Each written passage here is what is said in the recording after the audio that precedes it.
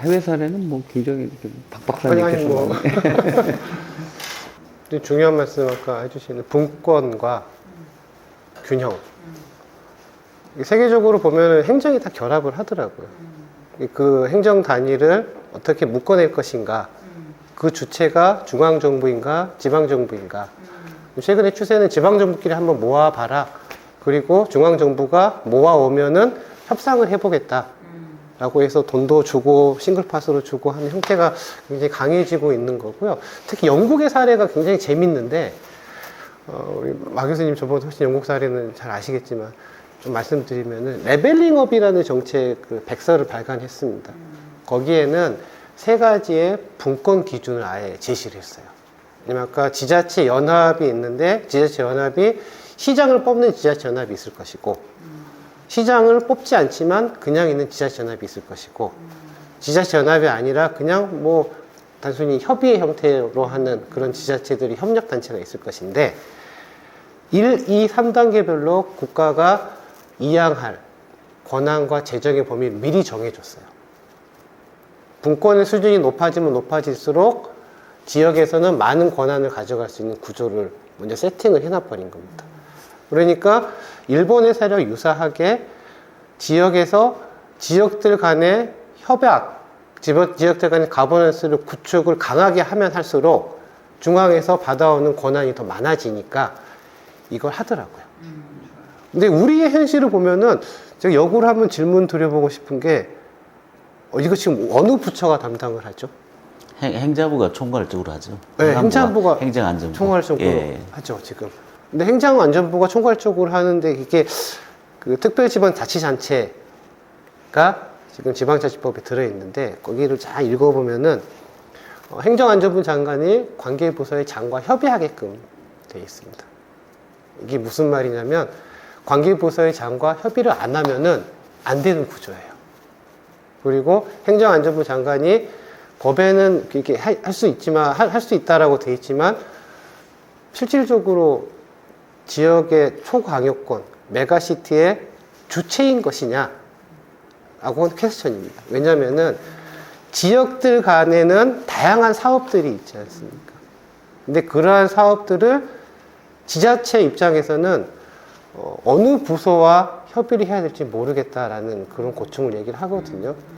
근데 영국은 아까 이렇게 분권의 3단계와 그리고 그 지역들 간에 이제 그 딜을 할 때, 협정을 맺을 때 그걸 관계되는 총괄 부서가 따로 만들어져 있더라고요. 기재부와 행안부가 중심이 된 조직이 만들어지고, 이 조직에서 분권 협상을 따로 진행을 하고 있는데, 우리도 그런 것들이 좀 중앙부처 차원에서 컨트롤 타워를 좀 더 명확히 세우고, 관련된 분권, 메가시티, 그리고 초광역권 사업들을 좀 관장할 수 있는 권한을 좀 가질 수 있도록 지방시대위원회 권한을 확대를 하든지, 아니면은 또 다른 조직을 만들어서 관리된 기능을 좀 강화를 하든지 하는 게 반드시 필요하지 않을까라는. 그래서 뭐 해외 사례는 뭐 균형 발전 관련된 해외 사례를 뭐 제가 특별하게 아는 건 뭐 얘기 드릴 건 없고, 다만 이제 그 말씀하신 부분에 있어서 그 행정 쪽 전공하시는 교수님들하고 이제 몇 번 같이 토론을 하고 이러면, 행정적인 체계 내에서 우리가 갖고 있는 그런 실질적인 도시권을 형성할 수 있는 그 지자체, 그러니까 행정 단위들의 연합이 쉽지 않은 이유를 도를 잡더라고요. 도라는 옥상옥이 있기 때문에, 그게 실질적으로 하나의 합의체를 만들어야 되는 구성 속에서 도가 모든 걸 휘두르는 상황이 돼버리니까 그게 안 된다는 얘기를 많이 하더라고요. 그래서 뭐 논의를 하면서 지금의 3단계를 2단계로 뭐 줄여야 된다라는 얘기도 하고 뭐 이래요. 근데 뭐 필요성이 분명히 있다라고 봐요. 그러니까 도라는 그런 그 위기에 있어서의 지자체 뭐 단체가 갖고 있는 성격이 뭘까? 그게 뭐 팔도부터 시작된 오래된 그런 구도에 있어서 현대적인 관점에서의 어떤 기능이란 걸 우리가 어떻게 유지를 해야 될까? 그리고 뭐 기술의 그런 발전 속에서 벌어지는 어떤 도시 공간의 굉장히 변한 확대된 모습에 대한 부분을 협의를 통해서 만들어 가야 되는 상황 속에서 이게 긍정적인 기능을 하고 있는가? 이런 것도 이제 사실 살펴봐야 되는 거죠. 그래서 그 기능에 대한 부분들이 굉장히 사실은 뭐 다른 그 유럽도 그렇고 이제 미국에 대한 부분도 아까 뭐 뉴욕을 시를 말씀드렸지만 스테이트가 있으면 실질적인 도시 권역에 대한 어떤 여러 가지 인프라에 대한 공급에 대한 구조는 또 그 메커니즘이 좀 틀려요. 그래서 실제로 뭐 도시를 이루고 있는 그런 통계 권역이라 그래서 그 800만의 뭐 뉴욕시와 뭐 뉴저지주에 있는 또 뭐 버겐 카운티라는 뭐 카운티와 커네티컷도 들어가고 펜실베니아도 들어가고 해서 관련된 여러 가지 도시 인프라에 대한 부분은 그 권역의 단위에 있어서 또 지원을 해주는 그런 시스템을 갖고 있거든요. 그래서 스테이트란 역할이라는 게 사실은 그 도시를 관리하는 데 있어서는 조금 다른 역할을 하고 있는 거죠. 그걸 서로가 인정하고 있는 거고. 근데 우리나라의 경우는 도가 합치자 그러면 야, 부산, 울산, 경남 뭐 이렇게 나오는 거 아니에요.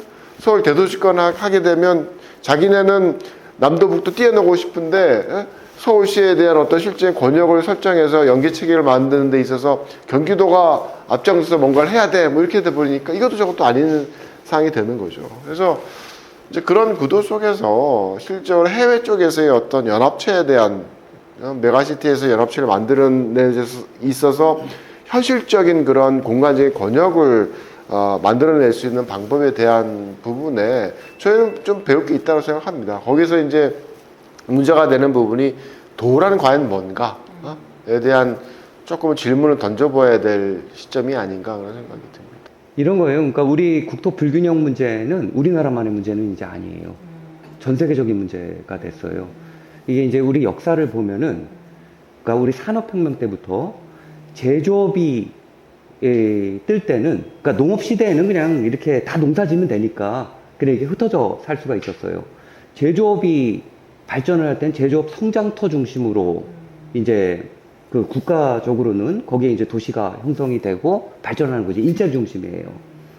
근데 우리나라도 마찬가지로 이 제조업 기반으로 성정타워가 있지 않았습니까? 근데 이제 지금 산업이 바뀌는 거예요. 4차 산업혁명 시대에 지식 기반 산업이, 그러니까 대도시 중심으로, 대도시에서도 수위도시 중심, 그 다음에 뭐 수도권 중심으로 자꾸 이렇게 건성하는 거예요. 왜냐하면 기업들의 입지 선호가 이 밀도 있는 곳에서 혁신 인재를 구하기가 쉽기 때문인 거예요. 근데 이게 4차 산업혁명이 우리나라만의 문제는 아니잖아요. 그러다 보니까 런던권이 강해지고요, 영국에서는. 일본에서는 도쿄권이 또 이렇게 흡입력이 굉장히 지금 강해지고 있어요. 프랑스에서는 또 파리 도시권이 또 강해지고 있고.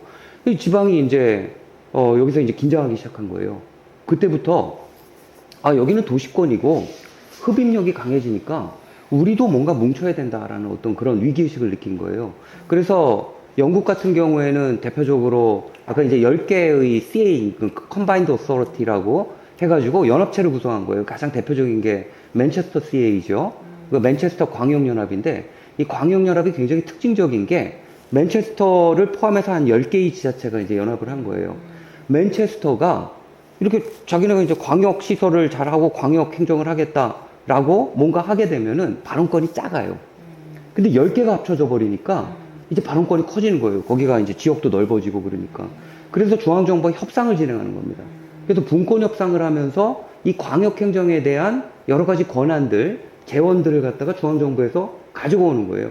그러니까 이건 균형 발전 논의와 분권 논의가 같이 동시에 진행되는 거죠.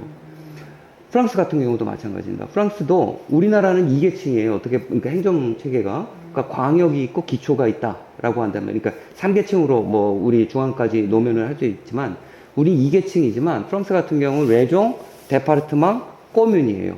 근데 레종이 13개, 데파르트망이 100개가 조금 넘어요. 근데 꼬뮌 같은 경우에는 35,000개가 넘어요. 평균 인구가 2,000명이 안 돼요. 그러니까 우리나라 아파트 단지에 살고 있는 사람들의, 예, 그 정도가 되는 거죠. 그러니까 꼬뮌은 없을 수가 없어요. 이 기초자치단체인데. 그러니까 이런 역사성이라든가 이 관성 때문에 없앨 수 없다 보니까 꼬뮌이 합쳐져야 되는 상황인 거예요. 그래서 그거의 중간 단계로 메트로폴이라는 거를 제도를 도입해가지고 꼬문을 좀 합쳐서 광역행정을 하게 한 거예요. 이것도 살아남기 위한 노력이에요. 이렇게 하지 않으면 지역들이 너무 분주화돼갖고 힘든 거죠. 일본 같은 경우에도 우리 간사이 연합이 있지만 연계중추 도시권이라 그래갖고 더 간사이 연합은 사실 우리가 이제 그 불경 논의할 때 특별자치단체로 좀 벤치마킹을 한 거잖아요.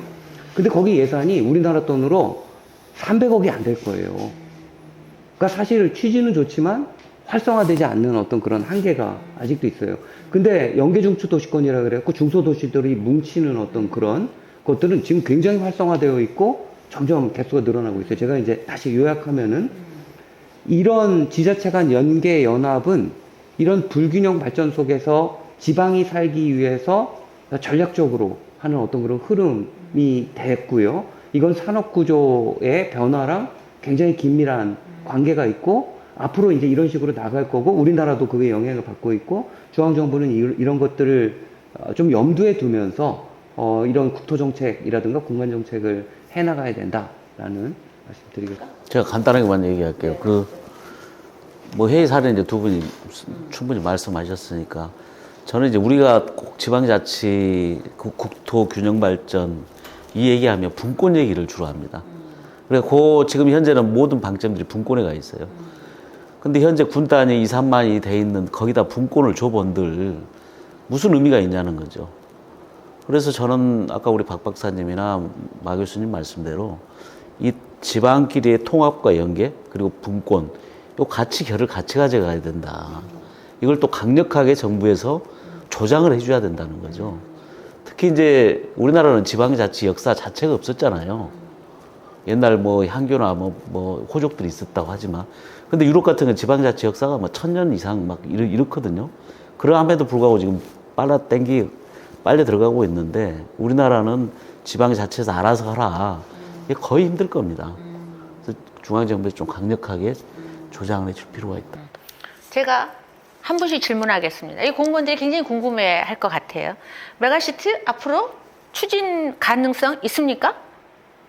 저는 추진 가능성이라기보다도 반드시 해야 된다고 봅니다. 그러니까 우리가 메가시티라는 그냥 그 통상적인 그 개념보다도 아까 말씀드린 어떤 지역 간의 연합, 어떤 지역 간의 통합을 통해서 효율성도 높이고 그 지역에 또 때로는 뭐 서울하고 어떤 분야에서는 맞짱을 뜰 수 있는 어떤 나름대로 강력한 시너지를 가진 그런 도시들을 만들기 위해서는 해야 되고요. 서울도 마찬가지라고 봅니다. 네, 메가시티가 중심 거점과 주변 지역 간의 연계를 통한 거대 집적 공간의 확대다 한다면은 반드시 해야 되고 그런 것들이 이제 앞으로도 정책적으로 좀 더 강화되지 않을까 생각하고 있습니다. 그래서 뭐 저는 초반에 얘기했던 것처럼 메가시티라는 현상이 전략이라고 생각하지 않아서 그러니까 어쨌든 뭐 각 위계의 어떤 중심지나 도시들이 있는 거죠. 뭐 정말 우리가 정말 메가시티라고 하는 세계적인 규모의 그 2천만의 도시도 있는 거고 뭐 500만의 도시도 있는 거고 30만의 도시도 있는 거고 다만 이제 앞으로의 어떤 흐름이라는 게 어쨌든 과거에 도시가 가졌던 어떤 집적에 대한 규모보다는 커져가고 있다는 게 흐름이니까 이제 그 흐름에 맞춰서 나름대로 각각의 위기에 맞는 도시들이 생존력을 가지려고 그러면 협력을 해야죠. 합치고. 그래서 이제 그게 뭐 메가시티라는 굉장히 거대한 그런 구도는 아니겠지만 앞으로의 어떤 인구 축소기나 이런 과정 속에서 각각의 존재했던 것들이 합쳐져서 뭔가 조금 더 그 위기에서의 경쟁력을 키워갈 수 있는 그런 변화는 분명히 있어야 된다고 생각합니다. 그래서 그게 꼭 메가시티일 필요 없다고 생각을 해요. 뭐 서울 수도권은 이미 메가시티고요. 저희가 행정구역과 생활권역의 불일치를 해결해야 되는 문제는 분명히 남아 있습니다. 이제 지역에서는 저희가 뭐 해야 된다, 하지 말아야 된다, 뭐 이런 문제가 아니라 그냥 그런 방향으로 흘러갈 겁니다. 살 길일 것 같다는 생각이 좀 들거든요. 그러면 이제 그렇게 가야 할 상황이 생긴다라고 하면 우리 공직자들이 이런 거를 꼭 좀 참고하고 우려하고 조심스럽다 좀 참고해서 꼭 생각하고 있어라 하는 것들을 좀 말씀을 해 주시죠. 주변 지역은 경쟁의 상대가 아닙니다. 지금까지 항상 시군들 사업들을 보면 바로 옆 지역에 있는 구는 우리 사업을 뺏어갈 수 있는 경쟁자라고 생각을 했는데 이제 앞으로 향후 발전되는 그 공간구조 측면에서 본다면은 반드시 그렇지만 않을 것이다. 그래서 주변 지역이 어떤 그 경쟁자가 아니라 동반자로서 같이 할 수 있는 그런 인식의 전환이 필요하다라는 말씀드립니다. 우리가 이제 거점의 육성을 통해서 경쟁력도 강화하고 주민들의 삶의 질도 높여왔어요. 그렇죠. 근데 이제 이 행정구역이라는 게 이 보이지 않는 선이잖아요. 그럼 우리가 거점만 강조를 하게 되면은 거점은 그러니까 본인이 성장하면서 아 내가 잘나서 성장한 줄 알아요. 근데 거점이 성장할 때는 주변 지역의 에너지를 빨면서 성장을 해야 되는 거예요. 이거는 굉장히 단순한 문제고 산수의 문제인 거예요. 그래서 우리가 연계가 필요한 거예요. 그러니까 남이 아니라 행정구역으로 나눠진 남이 아니라 같이 우리라는 인식을 가져야 거점에서 나오는 여러 가지 이익들이 주변 지역과 공유될 수 있는 거죠. 교차 보존될 수 있는. 이제 이런 방안을 같이 조금 더 광역화된 시각을 가져야 이런 방안도 모색할 수 있다라는 거. 그래서 뭐 두 가지를 뭐 시간이 되면 하나 자르셔도 되고, 근데 한 가지 이제 뭐 수도권과의 관계 속에서 어쨌든 그 정해진 파일을 나눠 먹는 게임이라고 생각을 하면 뭐 수도권이 가져가니까 지방이 뺏긴다라는 그런 인식을 갖고 이제 접근을 했을 때 여러 가지 사실은 좋지 않은 결과들이 만들어진다라고 생각을 하고요. 지금 뭐 나오는 얘기가 뭐 서울이 집값이 비싸서 애들이 뭐 결혼 안 하고 애들 안 낳아서 서울이 문제다라고 얘기를 하는데, 그럼 서울에 있는 애들을 지방으로 보내면 억지로 내려보면 걔네들이 결혼을 하고 애를 낳나요? 그게 아니거든요. 그러니까 이게 갖고 있는 문제점이라는 게, 저는 이 인식을 보는 데 있어서 통계적인 분석을 하면서 결과에 대한 부분을 원인으로 보게 되면 굉장히 왜곡된 선택을 하게 돼요. 그러니까 뭐 암센터에 있는 그런 사람들이 결국은 죽는 사망률이 높은데 거기 있는 암 환자들을 꺼내가지고 저쪽 시골로 보내버리면 그러면 사망률이 줄까요? 그렇지 않거든요. 그러니까 현상에 대한 벌어지는 결과에 대한 부분은 그걸 치료하는 다른 방법을 써야 되는 거죠. 그래서 수도권이 갖고 있는 그런 문제점에 대한 부분 여러 가지 그런 규제들이 만들어내는 역효과들이 있다라고 봐요. 그러니까 집값이 비싸다는 거는 서울에 있어서 필요한 적의 공급이 충분히 않았기 때문에 생기는 결과라는 저는 이해를 합니다. 그래서 뭐 저쪽 화성 동탄에다가 지어서 짓는 것보다는 지금 진행하고 있는 하남이나 위례 신도시를 먼저 개발을 했으면 지금보다 훨씬 더 낮은 그런 주거비와 통근비를 가지고 살 수 있는 그런 구도 속에서 뭐 청년들이 결혼을 해서 2시간의 출퇴근 시간을 1시간을 그 세이브를 하면서 육아와 유일하게 쓸 수가 있었겠죠. 그런 상황이 되면 서울 대도시구도 분명히 그런 우리가 걱정하는 부분을 해결할 수 있는 그런 결과가 나올 수 있을 것 같고, 지방과의 관계 속에서의 그런 문제를 항상 들여다보면서 걱정되는 게 뭐냐면, 중앙정부 특히 선택을 할 때 어쨌든 선택과 집중이 있어야 된다고 생각을 합니다. 선택과 집중에 대한 부분 누군가 칼을 들어야 된다고 생각을 해요. 그러니까 그냥 하다 보면 결국 공익관계에서 나오는 그런 문제가 물을 똑같이 들어요. 예? 공정한 사회. 그래서 물을 자릅니다. 똑같이 잘라요. 공정한 사회. 이게 균형 발전은 아니거든요. 뭔가 도시가 갖고 있는 그런 위계적인 구도 속에서 뭔가 합리적인 어떤 그 배분에 대한 사항들은 n분의 1이 아니라는 거죠. 그래서 그런 어떤 정치적인 구도 속에서 정부가 해야 되는 여태까지 해왔던 그런 그 시행착오들을 또 반복하지 않았으면 하는 게 굉장히 강한 요구사항입니다. 근데 사실은 하다 보면 그렇게 될 수밖에 없는 정치적인 논리라서 역시 걱정이에요. 저는 이제 그 거대 담론이 어차피 정치권에서 하겠지만 이 실행은 지방 공무원들이 할 거잖아요. 그래서 사실은 뭐 오늘 세 분의 전문가분들도 얘기가 있었습니다. 나는 이게 하나의 시대적 흐름이고, 그러니까 어떤 도시를 지역과 같이 연계해서 좀 강화시켜 나가야 된다. 이게 통합이든 연합이든 간에. 그래야만이 훨씬 더 효율적이고 또 국토 균형 발전에 있어서도 필요하다. 여기까지가 동의가 된다면 우리 공무원들이 좀 더 열정적으로 이 일을 추진하기 위해서 열정을 가셔야 되고요. 제가 좀 전에 그 완주와 전주의 통합에 있어서 축산을 말씀을 드렸잖아요.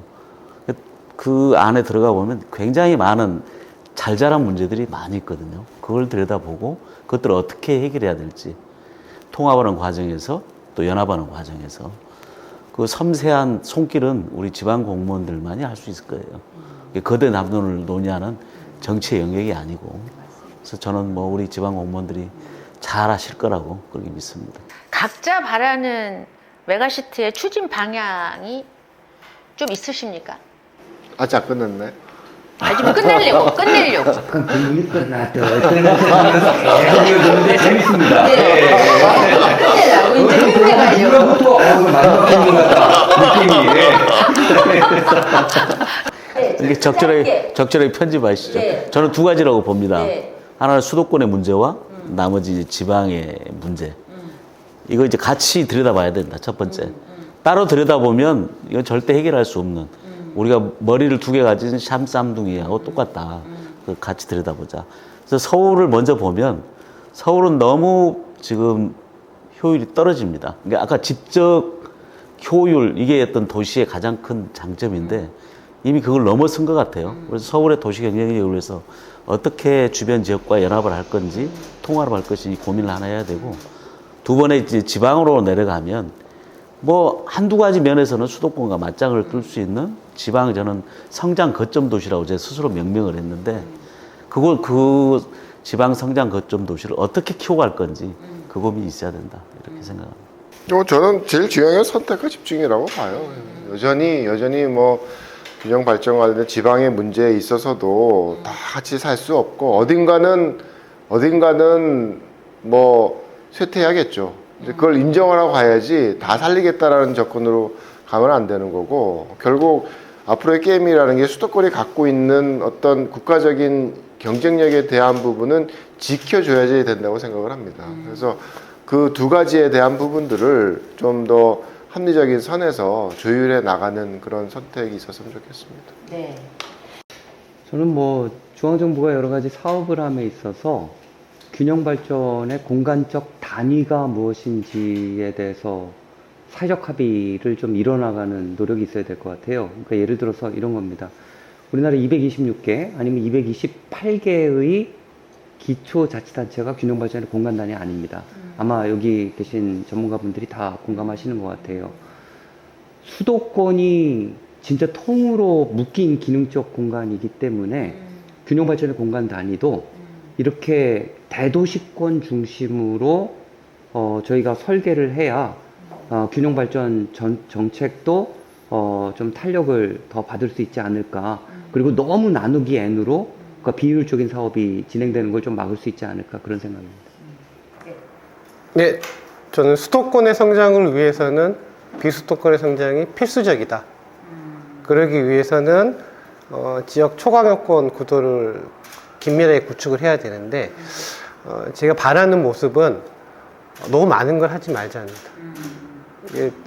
지역에서 생각하는 발전하는 가장 적합한 모델을 찾아서 몇 가지에 좀 초점을 맞추고, 모든 지역이 수도권은 될 수 없거든요.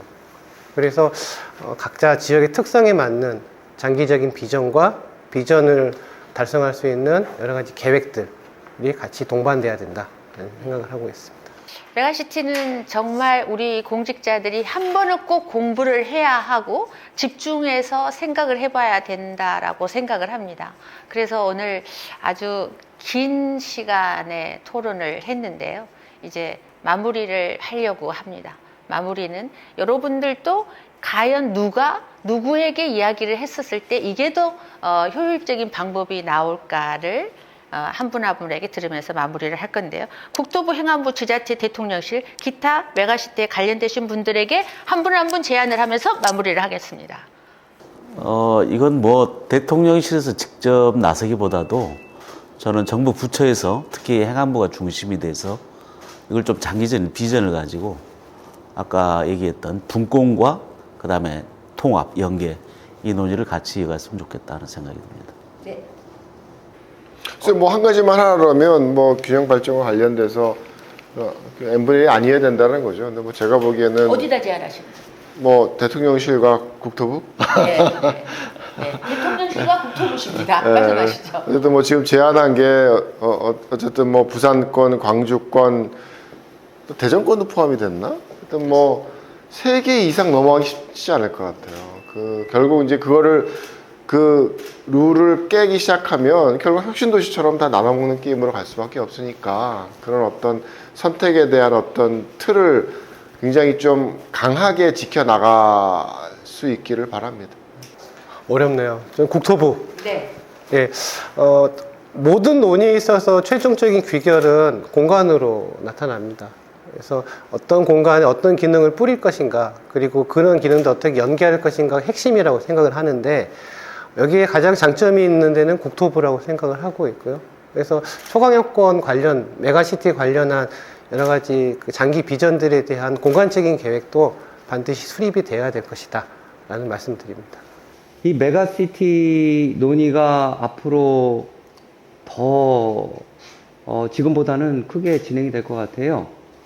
지역이 어려워지는 거에 비례해가지고 이런 논의가 더 크게 등장할 가능성이 큰데 이거를 이제 중앙 주도가 아니라 지역 주도로, 그러니까 지역에서 설계해서 올라오는 안들을 좀 이제 중앙이랑 좀 잘 피드백 해 나가면서 만들어가는 것, 버텀업 방식의 어프로치를 계속적으로 유지해 나가는 것, 그게 중요하다고 생각됩니다. 네, 여러분들 어떻게 보셨습니까? 옛말에 알아야 면장을 한다고 했습니다. 저는 대한민국의 특히 지방 공무원들께서 메가시티는 정말 좀 더 신중하게 검토하시고 곳곳에 여러분들이 면장이 되시기를 기대하면서 마치겠습니다. 수고하셨습니다. 수고하셨습니다. 이제 끝났습니다.